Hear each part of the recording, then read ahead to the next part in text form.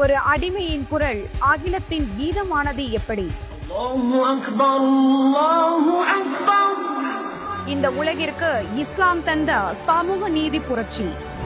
சுமார் 1400 வருஷத்துக்கு முன்னாடி மக்காவோட உச்சிகையில் மண்டையே பிளக்குது.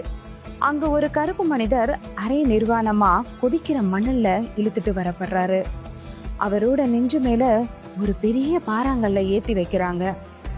உன் கடவுளை விடு, எங்க சிலைகளை வணங்குன்னு உமையா இப்னு கலஃப் மிரட்டுறான். ஆனா அந்த மரண வழியிலும் அந்த மனிதரோட உதடு துடிச்சது ஒரே ஒரு வார்த்தையை தான், அகத் அகத். இந்த வார்த்தைக்கு என்ன அர்த்தம்னா இறைவன் ஒருவனே என்பதுதான். அவர் யார் தெரியுமா? அவர்தான் பிலால் ரலியல்லாஹு அன்ஹு அவர்கள். ஒரு சாதாரண அடிமையா காலனி கூட இல்லாம மக்கா தெருக்கள்ல சிறுவர்களால கேலி செய்யப்பட்டு இழுக்கப்பட்டவர். ரத்தம் சொட்ட சொட்ட அவர் பட்ட ஒவ்வொரு தழும்பும் ஒரு கதையை சொல்லிச்சுங்க. நீ ஒரு அடிமை, உனக்கு மரியாதையே கிடையாது அப்படின்னு இந்த உலகம் அவரை அடிச்சு துரத்திச்சு.